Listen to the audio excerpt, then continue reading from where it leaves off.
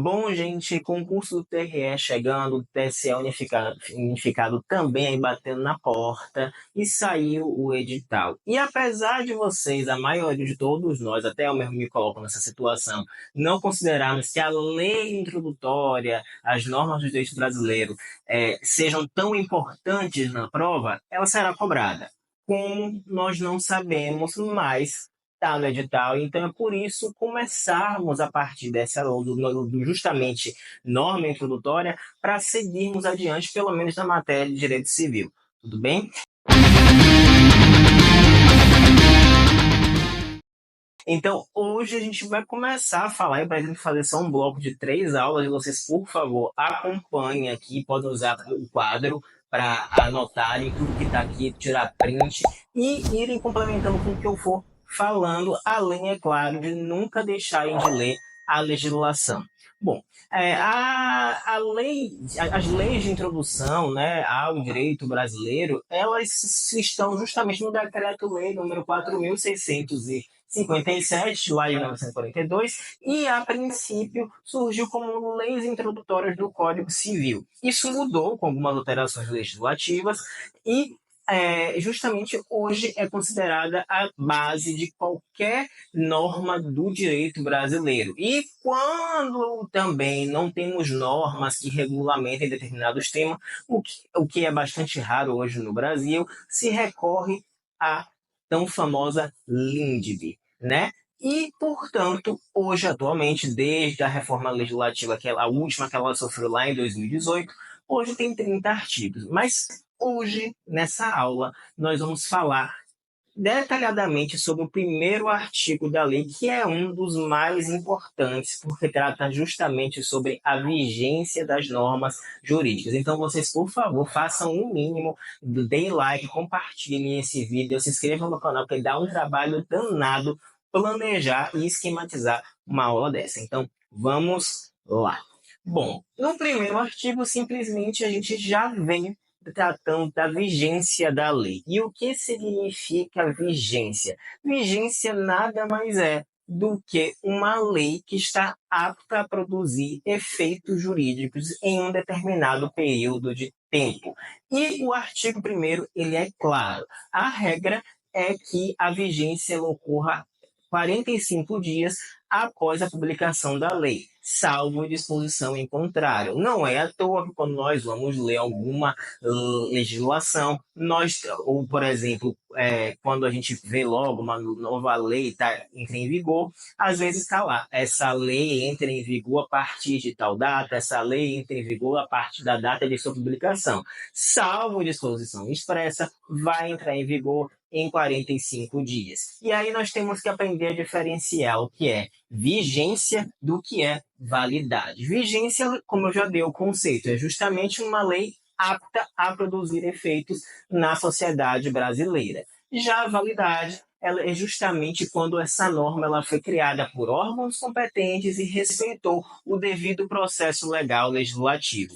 E essa validade ela pode ser formal e material. Essa validade ela vai ser formal quando há um respeito ao processo legislativo, ou seja, a autoridade foi competente, teve as competências legislativas respeitadas, e será material quando ao tema, quando a gente fala matéria, a gente está falando de tema, assunto que essa lei trata, ela está compatível com a nossa Constituição Federal. E, passado disso, nós temos dentro da vigência da lei o princípio da obrigatoriedade simultânea. O que isso quer dizer? Que a partir do momento que a lei entra no ordenamento jurídico, que ela passa a ter a sua vigência, todos devem cumprir, porque ela é de caráter geral e abstrato. Passando desse tema, vamos falar agora de uma exceção. Simplesmente, há 2 exceções aqui que a gente tem que entender. O prazo é de 45 dias, ok?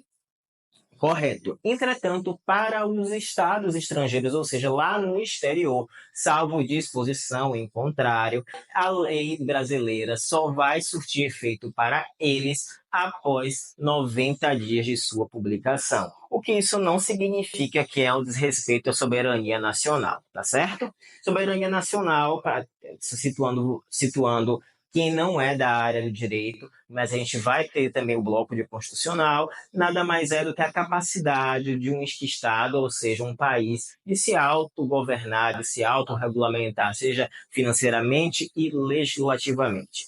Bom, quando a gente fala também da LINDB, é interessante ressaltar que os atos administrativos, eles não são beneficiados, justamente, beneficiados não é a palavra bem adequada, mas não se aplica aos atos administrativos o que determina o artigo 1º da LINDB, né, da Lei de Introdução ao Direito Brasileiro. Porque, em regra, justamente os órgãos competentes, né, administrativos, determinam lá quando vão, de fato, esses atos vão surtir efeito ali naquela esfera administrativa.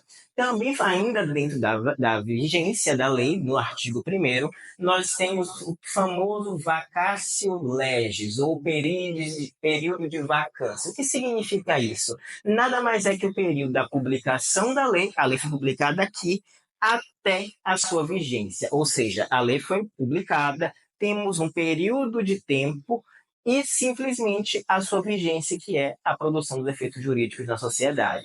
Esse lapso temporal da publicação até a vigência da lei é o que a gente chama de período de vacância, é o que a gente chama de vacatio legis.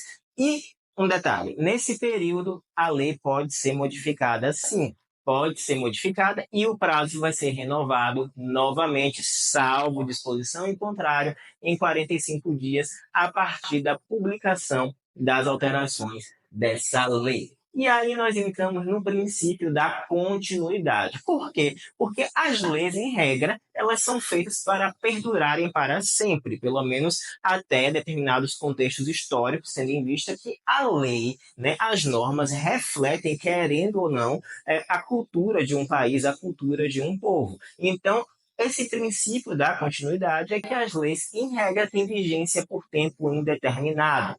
Nós temos aí como exceção de espécies legislativa a medida provisória, por exemplo, que tem força de lei, mas ela tem um prazo para ser convertida e, se não for convertida, ela vai perder a sua vigência.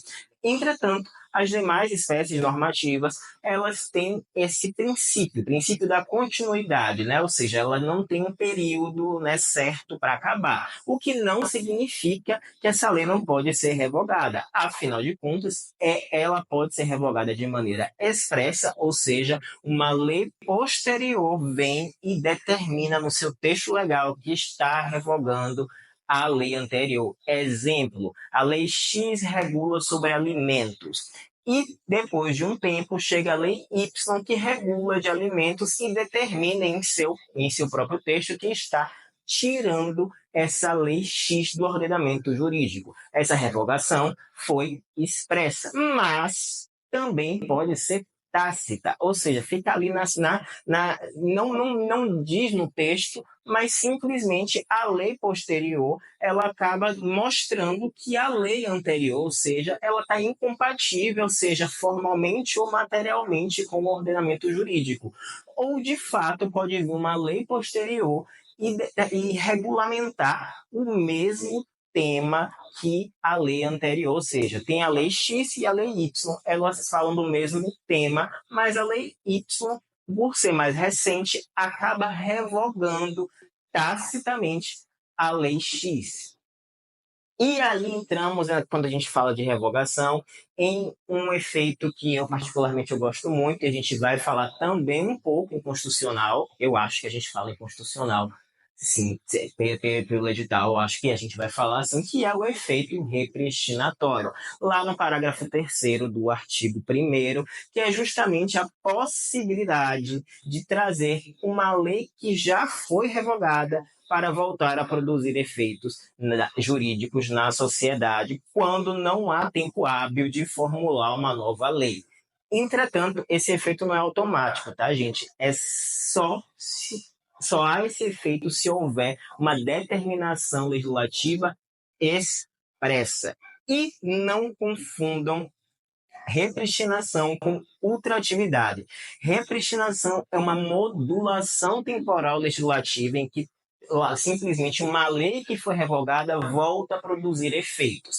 Ultraatividade é justamente um fenômeno em que uma lei que já foi revogada, ela pode continuar produzindo efeitos por um determinado período de tempo. Geralmente são os períodos de transição. Como a lei já foi revogada, mas alguns dispositivos dela continuam a produzir efeitos por conta da segurança jurídica, do ato jurídico perfeito, e aí justamente em período de transição em que está havendo alterações legislativas. Essa foi a nossa primeira aula sobre as leis de introdução ao direito brasileiro. Na próxima aula, nós vamos falar mais sobre a jurisdição, as competências, para a gente já entrar, de fato, no conteúdo de direito civil. Eu espero que vocês fiquem bem, que vocês curtam o vídeo e até a próxima.